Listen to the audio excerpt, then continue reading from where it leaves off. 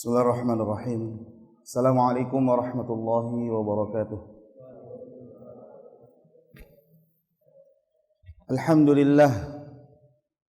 Alhamdulillahilladzi khalaqal mauta wal hayata liyabluwakum ayyukum ahsanu amala. Wa asyhadu an la ilaha illallah wahdahu la syarika lah. Wa asyhadu anna Muhammadan abduhu wa rasuluh. Salawatullahi wa salamuhu alaihi wa ala alihi wa ashabihi wa man tabi'ahum bi ihsanin ila yaumiddin wa sallama tasliman mazida amma ba'du. Allahumma inna nas'aluka ilman nafi'an wa rizqan tayyiban wa amalan mutaqabbalan wa lisanan dhakiran wa qalban khashi'an. Allahumma inna na'udzu bika min ilmin la yanfa' wa min qalbin la yakhsha' wa min nafsin la tashba' wa min da'watin la yustajabu laha. Jamaah rahimani Allah wa iyyakum ajma'in. Tidak bosan-bosannya untuk kita senantiasa membasahi lisan-lisan kita untuk senantiasa bersyukur atas nikmat dan karunia yang Allah Subhanahu wa taala limpahkan kepada kita. Bersyukur atas segala karunia yang Allah Subhanahu wa taala berikan kepada kita. Karunia yang begitu banyak, karunia yang begitu melimpah. Saking banyak dan saking melimpahnya sampai-sampai kita tidak akan mampu untuk membilang dan menghitung segala nikmat dan karunia yang Allah telah berikan kepada kita. Dan Allah Subhanahu wa taala tegaskan itu dalam firman-Nya, "Wa in ta'uddu ni'matallahi la tuhsuha." Jikalau kalian ingin menghitung dan membilang nikmat-nikmat Allah, niscaya kalian tidak akan mampu untuk menghitung dan membilangnya, saking banyaknya nikmat yang Allah berikan. Dan yang tertutup bagi kita bukan untuk mengetahui seberapa jumlah, seberapa banyak nikmat yang Allah berikan kepada kita. Namun yang tertutup bagi kita adalah bagaimana kita bisa bersyukur, bagaimana kita mensyukuri segala karunia dan nikmat yang Allah Azza wa Jalla limpahkan kepada kita. Dan ketika menyebutkan tentang bagaimana sifat syukur, maka para ulama jelaskan bahwa puncak dari sikap syukurnya seseorang atas nikmat yang Allah berikan adalah saat dia menjadi orang yang bertakwa kepada Allah Azza wa Jalla. Saat dia menjadi orang yang melaksanakan perintah-perintah Allah dan juga menjauhi larangan-larangan Allah Azza wa Jalla, maka dia adalah orang yang bersyukur kepada Allah Subhanahu wa taala. Karena demikianlah baginda Nabi sallallahu alaihi wasallam ketika beliau diberikan berbagai macam karunia dan nikmat yang melimpah. Beliau dikaruniakan nikmat berupa risalah dan nubuwah. Beliau dikaruniakan nikmat berupa diampuni dosa yang telah lalu dan dosa yang akan datang. Dilimpahi kenikmatan maksum, terpelihara dari kesalahan dan dosa. Maka ketika mendapatkan berbagai limpahan nikmat tersebut, maka Nabi sallallahu alaihi wasallam lebih memaksimalkan ibadahnya kepada Allah Azza wa Jalla. Sampai-sampai ibunda kita Aisyah radhiyallahu taala anha merasa bersedih, merasa gusar ketika melihat salatnya Nabi sallallahu alaihi wasallam yang mana saking luar biasanya salat Nabi sallallahu alaihi wasallam sampai-sampai kaki beliau bengkak-bengkak, sampai-sampai kaki beliau pecah-pecah. Maka Aisyah berkata, "Ya Rasulullah, kenapa Anda melakukan hal tersebut? Padahal Anda telah diampuni dosa-dosanya yang telah lalu dan yang akan datang." Apa kata Nabi sallallahu alaihi wasallam? Nabi bersabda, afala akuna abdan syakura. Afala akuna abdan syakura. Bukankah sangat pantas bagiku menjadi hamba yang bersyukur? Maka orang yang bersyukur kepada Allah Subhanahu wa taala dengan syukur yang sebenar-benarnya, maka dia akan menjadi hamba yang senantiasa bertakwa kepada Allah Azza wa Jalla. Terlebih di zaman sekarang, terlebih di akhir zaman sekarang, di mana Nabi sallallahu alaihi wasallam telah memperingatkan kepada kita akan tersebarnya banyak fitnah, tersebarnya banyak huru-hara, tersebarnya banyak kekacauan dan ujian. Maka lebih-lebih lagi untuk kita bisa memperbanyak ketaatan kepada Allah Subhanahu wa taala, memperbanyak amal kepada Allah Azza wa Jalla. Nabi sallallahu alaihi wasallam bersabda, "Badiru bil a'mali fitanan." Bersegeralah kalian untuk banyak beramal soleh sebelum datang fitnah, sebelum datang ujian, kekacauan. Kaqita'il lailil mudlim, yang mana ujian fitnah tersebut seperti potongan malam yang gelap gulita. Bagaimana keadaan malam yang gelap gulita, jamaah? Yaitu saat di mana manusia tidak bisa membedakan mana warna putih, mana warna hitam, mana warna merah, mana warna hitam, mana warna biru, mana warna hijau. Karena gelap gulita, tidak bisa nampak perbedaan antara dua benda. Maka ini analogi dari Nabi sallallahu alaihi wasallam. Ketika fitnah tersebar, maka manusia sulit untuk membedakan mana yang benar dan mana yang salah, mana yang baik, mana yang buruk. Bahkan di zaman fitnah tersebut, manusia menganggap bahwa keimanan, keislaman adalah perkara yang sangat murah. Keimanan, keislaman yang harusnya dijaga, yang harusnya dipelihara, mereka anggap sangat murah nilainya. Kata Nabi sallallahu alaihi wasallam, yusbihur rajulu mu'minan wa yumsi kafiran. Pada saat itu ada seorang masuk di waktu pagi dalam keadaan beriman, dalam keadaan mukmin, namun ketika masuk di waktu sore dalam keadaan kafir. Sudah dalam keadaan kafir, sudah berubah keadaannya. Atau sebaliknya, ketika masuk di waktu sore dalam keadaan masih beriman, masih mukmin kepada Allah Azza wa Jalla, namun ketika masuk di waktu pagi besok harinya, dia sudah melepaskan keimanan. Mengapa demikian? Kata Nabi sallallahu alaihi wasallam, yabi'u dinahu bi'aradin minad dunya. Karena dia menjual agamanya untuk mendapatkan keuntungan-keuntungan duniawi. Dan memang demikianlah kenyataannya.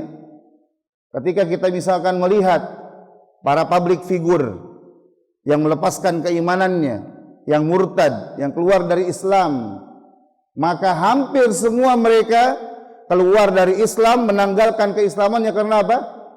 Karena dunia. Mungkin untuk mendapatkan keuntungan harta yang lebih banyak, atau mendapatkan wanita yang ingin dinikahinya. Maka ujung-ujungnya semua menanggalkan agamanya karena dunia. Maka benarlah sabda Nabi SAW 14 abad yang lalu. Peringatan Nabi SAW 14 abad yang lalu kepada kita. Jamaah rahimani Allah wa iyyakum ajma'in. Ada sebuah nasihat yang disampaikan oleh salah seorang ulama besar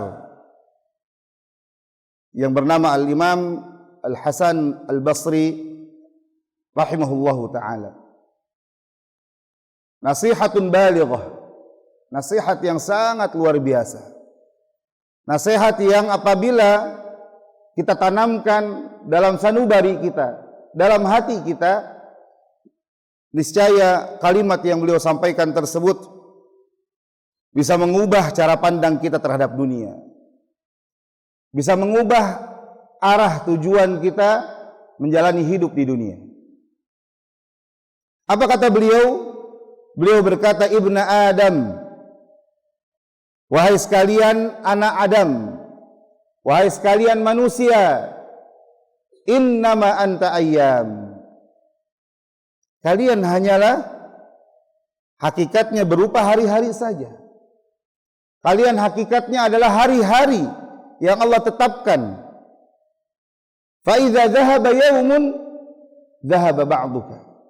Maka apabila satu hari selesai, satu hari habis, maka hakikatnya ada bagian dari dirimu juga yang ikut hilang dan habis bersamanya.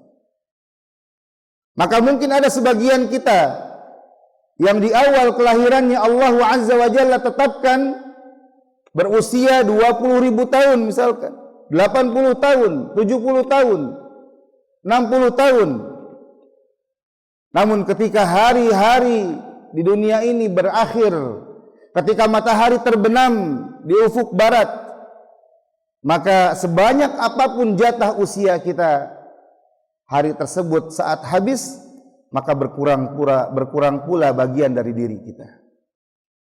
Maka tentu pasti akan tiba hari di mana jatah dari bagian diri kita tersebut hanya bersisa 100 hari. Atau bahkan hanya bersisa 50 hari. Atau mungkin hanya bersisa 10 hari, 7 hari, 3 hari. Dan tentunya akan datang di mana kita akan berjumpa dengan hari terakhir kita merasakan hangatnya matahari. Hari terakhir kita untuk bisa merasakan dan menikmati indahnya dunia ini. Hari terakhir kita untuk bisa merasakan segarnya oksigen yang Allah Azza wa Jalla fasilitasi kita di dunia ini. Dan saat hari itu selesai, saat hari itu tiba, saat hari itu berakhir, maka kita pun sudah berakhir untuk menikmati kehidupan di dunia ini. Dan inilah kenyataan jemaah rahimani Allah wa iyyakum ajma'in. Maka jika kita pernah mendengar sebuah kisah tentang seorang yang hidup kekal di dunia ini, maka sungguh itu adalah dongeng yang batil. Itu adalah dongeng yang direka-reka. Itulah dongeng yang dusta. Karena sebagian orang beranggapan ada di antara orang-orang tertentu yang kekal abadi hidup di dunia. Seperti misalkan Khidir alaihi salam atau mungkin Dzulqarnain dan yang lainnya. Maka keyakinan ini tidak dikenal dalam Islam. Karena tidak ada manusia yang kekal abadi. Tidak ada manusia yang hidup selama-lamanya. Karena kematian merupakan kenyataan yang sangat mengerikan. Kematian merupakan hakikat yang menakutkan dan pasti akan menghampiri seluruh manusia. Pasti akan mendatangi seluruh manusia. Tidak ada yang mampu seorang pun untuk menolaknya. Ketika dia datang, tidak ada seorang pun yang bisa mendapatkan pertolongan dari handai taulannya untuk menahannya. Kematian itu datang berulang jemaah. Kematian itu mendatangi orang yang tua. Demikian pula kematian mendatangi anak-anak. Kematian mendatangi orang yang miskin. Pun demikian kematian mendatangi orang yang kaya raya. Kematian mendatangi orang yang lemah. Demikian pula kematian akan juga mendatangi orang-orang yang kuat. Orang yang muda mati jamaah. Demikian pula orang yang sudah tua renta. Orang yang sakit bertahun pun akan mati. Demikian pula orang yang sehat walafiat juga akan merasakan kematian. Semua pasti akan merasakan, semua pasti akan menjumpai kematian. Semua pasti akan dijemput oleh kematian. Bayangkan jamaah rahimani Allah wa iyyakum ajma'in. Ramadan di tahun yang silam. Mungkin ada sebagian saudara kita, mungkin ada sebagian teman-teman kita, sahabat kita yang mungkin masih sholat jamaah bersama kita, masih sholat tarawih bersama kita, masih tadarus Al-Quran bersama kita. Namun hari ini ternyata mereka sudah mendahului kita meninggalkan dunia yang fana ini. Maka semuanya menghadapi kematian dengan sikap yang sama, yaitu sikap tidak mampu untuk menghindarinya, yaitu sikap tidak ada kekuatan dan tidak ada kemampuan serta tidak bisa mendapatkan pertolongan dari orang lain, dan tidak ada sama sekali sikap menolak ketika datang kematian pada salah seorang di antara kita, dan tidak akan bisa mendapatkan penundaan lagi ketika ajal telah datang menjemput kita. Allah Azza wa Jalla berfirman, kullu nafsi dha'iqatul maut. Setiap jiwa, setiap yang bernyawa pasti akan merasakan kematian. Wa innama tuwaffawna ujurakum yaumal qiyamah. Dan pada hari kiamat saja pahala balasan bagi kalian akan diberikan secara sempurna. Faman zuhziha 'anil nari wa udkhilal jannata faqad faz.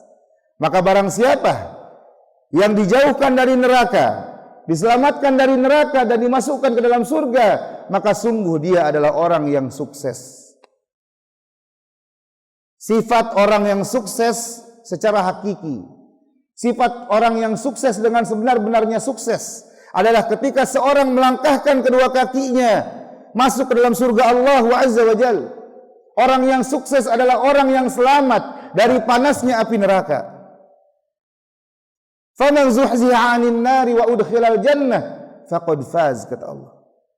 Barang siapa yang dijauhkan dari neraka dan dimasukkan ke dalam surga, dia adalah orang yang sukses. Dia adalah orang yang berhasil. Dia adalah orang yang menang, jemaah. Wa mal hayatud dunya illa mata'ul ghurur.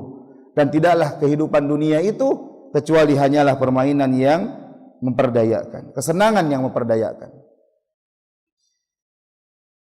Jemaah rahimani Allah wa iyyakum ajma'in. Kematian merupakan ketetapan dari Allah Azza wa Jalla. Maka seandainya tadi ada orang yang bisa selamat dari kematian, seandainya ada orang yang bisa terhindar dari kematian, niscaya manusia yang paling Allah cintai, dia adalah orang yang paling berhak mendapatkan keselamatan tersebut. Niscaya Nabi SAW yang merupakan manusia terbaik, orang yang paling Allah cintai, beliau adalah orang yang paling berhak untuk mendapatkan keselamatan dari kematian. Namun kenyataannya Nabi SAW pun merasakan kematian. Allah Azza wa Jalla berfirman, innaka mayyitun wa innahum mayyitun. Sesungguhnya engkau wahai Muhammad itu mayit, orang yang akan mati, orang yang akan merasakan kematian. Dan mereka pun demikian. Mereka pun juga demikian akan merasakan kematian pula. Maka tidak ada manusia yang kekal abadi di dunia ini. Allah Azza wa Jalla berfirman, "Wa ma ja'alna li basharin min qablikal khuld." Tidak ada seorang pun manusia sebelum engkau yang diberikan keabadian untuk hidup di dunia. Afa in mitta fahumul khalidun. Apakah pantas engkau mati? Apakah pantas engkau merasakan kematian tapi mereka hidup kekal? Maka sangat tidak pantas. Karena Nabi SAW adalah manusia yang paling Allah cintai. Walaupun begitu besar, begitu tinggi cinta Allah kepada Nabi, namun Nabi tetap merasakan kematian.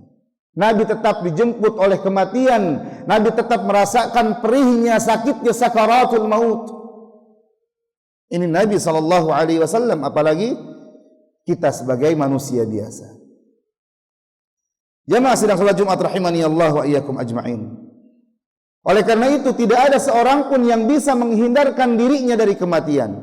Karena kematian merupakan ketetapan dari Allah Subhanahu wa taala, dan kekuasaan Allah itu meliputi segala sesuatu. Yang mana ketika Allah telah tetapkan kematian atas diri manusia, maka tidak ada seorang pun manusia yang bisa menghindarkan dirinya, yang bisa menyelamatkan dirinya dari kematian. Karena kematian itu tetap akan mengejarnya.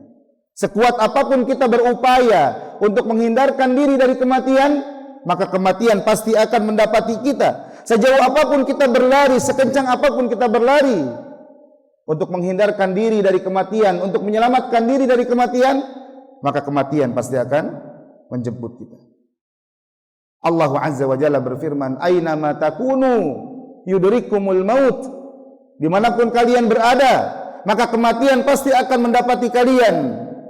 Kematian pasti akan menjumpai kalian, walau kuntum fi burujim musyayyadah.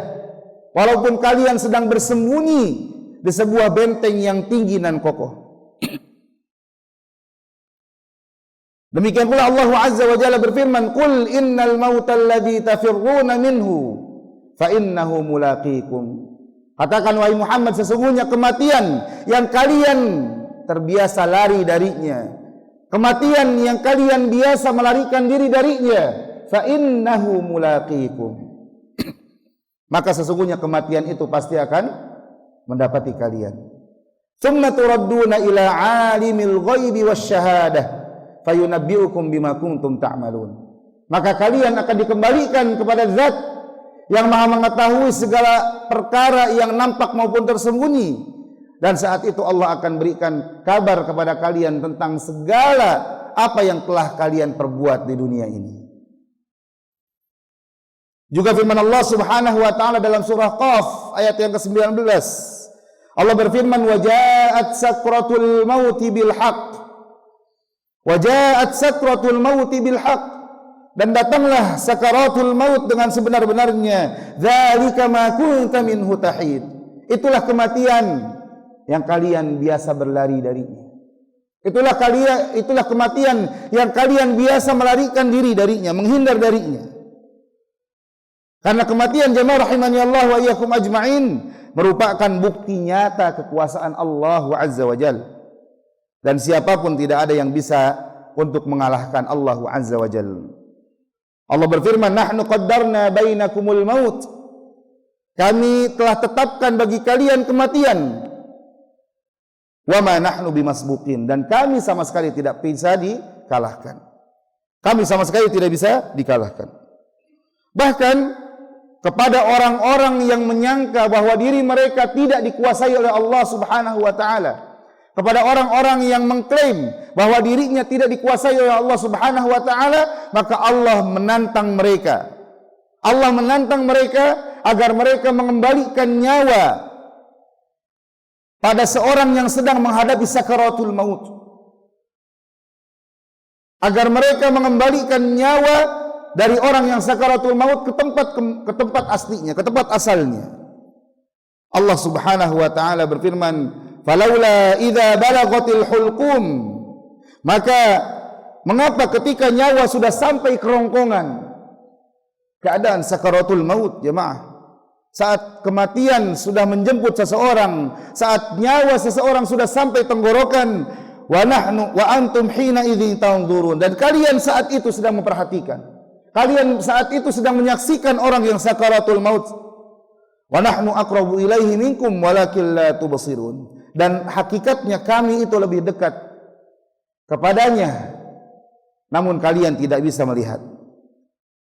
Falaula in kuntum ghairu madinin, maka sekali-kali tidak apabila kalian mengklaim bahwa kalian tidak dikuasai oleh Allah Subhanahu wa taala, tarji'unaha in kuntum shadiqin. Maka kembalikan nyawa tersebut.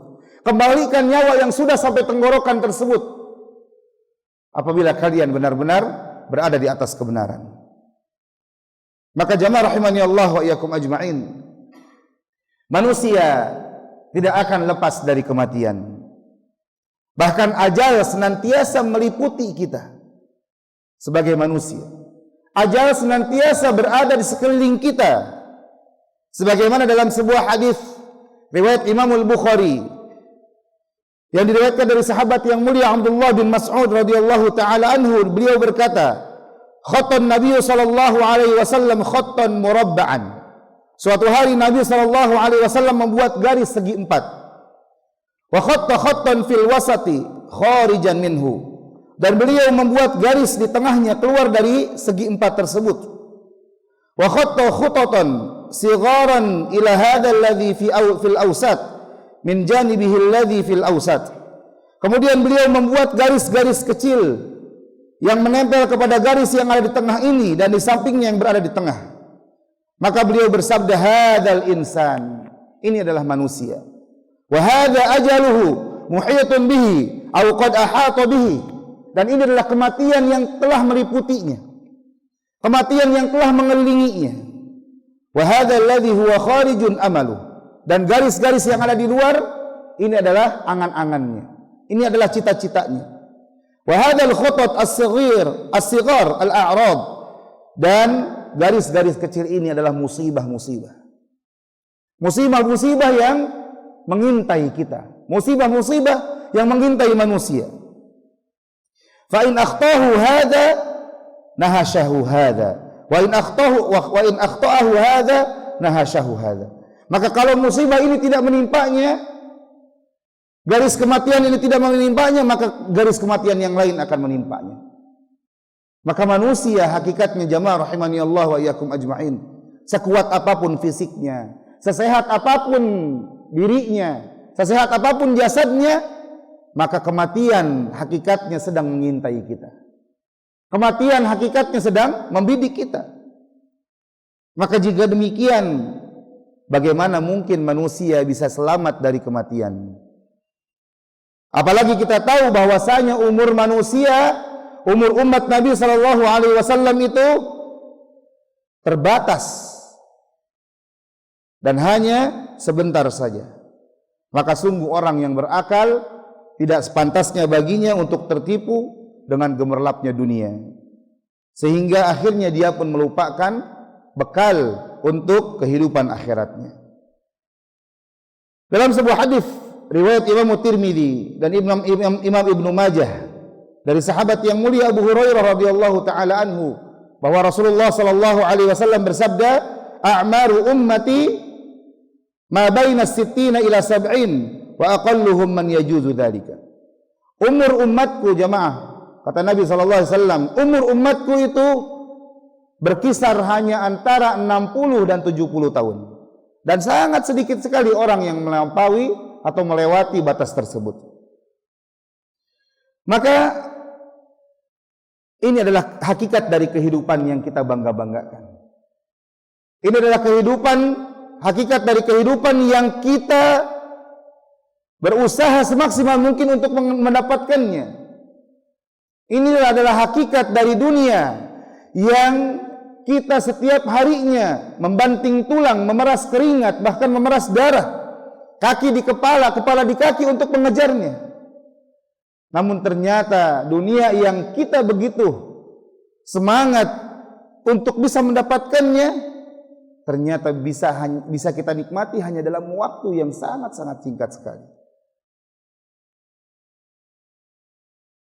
Oleh karena itu, banyak hadis dari Nabi sallallahu alaihi wasallam yang menganjurkan, mewasiatkan dan menasihatkan kepada kita untuk senantiasa mengingat-ingat kematian, agar manusia bisa sadar hakikat dia hidup di dunia ini, agar dia sadar bahwasanya dunia bukanlah tempat tinggalnya, agar dia ingat bahwasanya dunia bukanlah tempat yang akan dia tinggali selama-lamanya.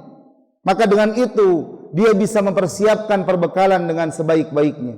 Dia bisa mempersiapkan diri untuk menghadapi perjalanan panjang setelah kematiannya. Karena sesungguhnya setelah kematianlah kehidupan yang akan sangat panjang kita jalani. Perjalanan yang akan sangat panjang kita jalani. Maka tanpa perbekalan, tanpa persiapan, ketika Allah berikan kesempatan hidup di dunia ini, maka itu adalah merupakan omong kosong bagi kita.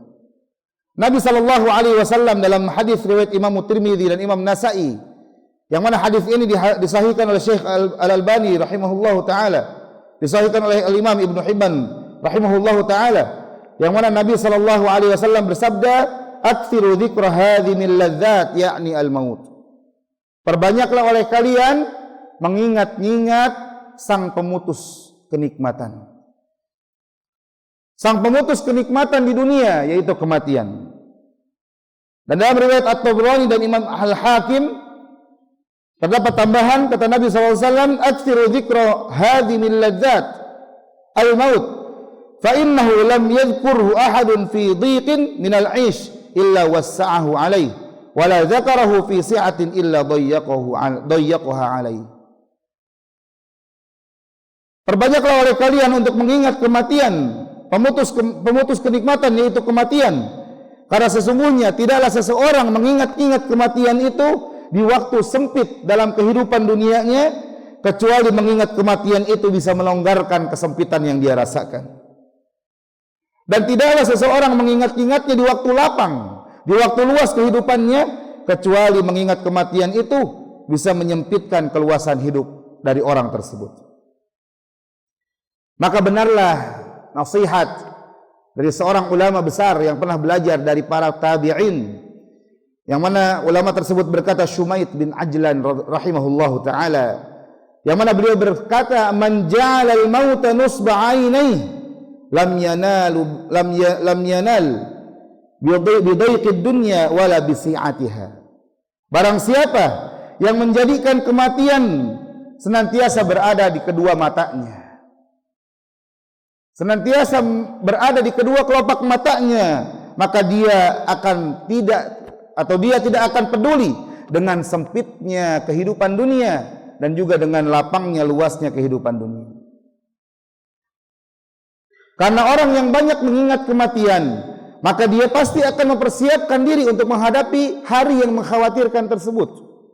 Orang yang mengingat-ingat kematian, maka dia pasti akan mempersiapkan diri menghadapi hari yang mengerikan tersebut, yaitu dengan mempersiapkan diri dengan iman yang sahih, dengan iman yang benar, dengan tauhid yang khalis, dengan tauhid yang murni, dengan amal yang saleh, dan juga dengan landasan niat yang ikhlas, maka itu adalah orang yang berakal. Oleh karena itu pada suatu hari, dalam sebuah riwayat dari Ibnu Umar radhiyallahu taala anhuma, Ibnu Umar menceritakan pada suatu hari kami bersama Nabi sallallahu alaihi wa ala alihi wasallam. Faja'ahu rajulun minal ansar, maka datanglah seorang dari kalangan Ansar. Fasallama ala an-nabi sallallahu alaihi wasallam, orang tersebut pun mengucapkan salam kepada Nabi. Tsumma qala, kemudian dia berkata, ya Rasulullah, ayyul mu'minina afdal? Wahai Rasulullah, siapa orang yang paling utama dari kalangan orang-orang beriman? Maka Rasulullah SAW bersabda, ahsanuhum khuluqa. Orang yang paling utama adalah orang yang paling bagus akhlaknya, orang yang paling baik akhlaknya di tengah-tengah manusia. Kemudian orang tersebut berkata lagi, fa'ayyul mu'minina akyas, dan siapa orang beriman yang paling cerdik? Siapa orang beriman yang paling cerdas? Maka kata Nabi SAW, orang yang paling cerdas adalah aktsaruhum lil mauti dzikra, yaitu orang yang paling banyak mengingat-ingat kematian. Wa ahsanuhum lima ba'dahu isti'dadan ulaikal akyas, dan orang yang paling bagus persiapannya menghadapi kehidupan setelah kematiannya, dia adalah orang yang cerdik, dia adalah orang yang cerdas. Maka hendaklah kita untuk benar-benar mempersiapkan diri dengan beramal sebelum datangnya kematian. Jangan sampai kita termasuk ke dalam golongan kelompok orang-orang yang menyesal saat kematian itu tiba, saat kematian itu menjemput. Sebagaimana Allah Azza wa Jalla menggambarkan keadaan mereka, yaitu dalam surah Al-Mu'minun ayat 99 sampai 100. Di mana Allah berfirman, hatta idza jaa ahadahumul maut qala rabbirji'un, sampai tiba di mana datanglah kematian kepada salah seorang di antara mereka. Maka dia pun berkata, rabbirji'un, ya Rabb, wahai Tuhanku, kembalikan aku ke dunia, la'alli a'malu salihan fima tarakt, agar aku bisa beramal saleh, amalan yang dahulu aku tinggalkan, amalan yang dahulu aku enggak sempat melakukannya. Maka Allah membantah permintaan tersebut, karena permintaan tersebut hanyalah berbuah dari penyesalan, karena permintaan tersebut merupakan penyesalan yang datang terlambat. Kata Allah Azza wa Jalla, kalla, sekali-kali tidak, Innaha kalimatun huwa qailuha. Itu hanyalah kalimah, itu adalah ucapan yang diucapkan olehnya. Wa min waraihim barzakhun ila yaumi yub'atsun. Dan di hadapan mereka ada dinding barzakh sampai hari mereka dibangkitkan. Maka jamaah rahimani Allah wa iyyakum ajma'in, jangan sampai kita termasuk orang-orang yang menyesal. Jangan sampai kita termasuk orang-orang yang lupa dan lalai, sehingga akhirnya ketika kita melihat kematian, ketika kita melihat siksa kubur, ketika kita melihat mengerikannya, mengkhawatirkannya padang mahsyar, ketika kita melihat beratnya timbangan, beratnya hisab di hadapan Allah Subhanahu wa taala dan mengerikannya api neraka, maka saat itu kita baru menyesal. Maka pandanglah kehidupan dunia, jadikan kehidupan dunia sebagaimana apa yang diwasiatkan oleh Nabi sallallahu alaihi wasallam kepada Ibnu Umar. Yang mana Ibnu Umar radhiyallahu taala anhu berkata, pada suatu hari aku bersama Nabi sallallahu alaihi wasallam dan beliau pun memegang kedua pundakku. Beliau berkata, beliau bersabda, kun fid dunya ka'annaka gharibun aw 'abiru sabil. Jadilah engkau di dunia seperti seorang yang asing, seperti orang asing di persinggahan, atau seperti orang yang sedang melakukan perjalanan. Wasiat yang sangat luar biasa jemaah. Nasihat yang sangat luar biasa yang bisa mengarahkan tujuan hidup kita. Kata Ibnu Umar radhiyallahu taala anhuma, "Idza amsayta fala tantadhiris sabah." Maka apabila kamu masuk di waktu sore, jangan kamu tunggu besok pagi. Wa idza asbahta fala tantadhiril masa. Dan jika kamu masuk di waktu pagi, maka jangan kamu tunggu waktu sore. Kemudian kata beliau radhiyallahu taala anhuma, wa khudh min sihhatika li maradik wa min hayatika li mautik. Maka manfaatkan sehatmu sebelum datang waktu sakitmu, dan manfaatkan kesempatan hidupmu sebelum datang kematian kepadamu. Maka jamaah rahimani Allah wa iyyakum ajma'in,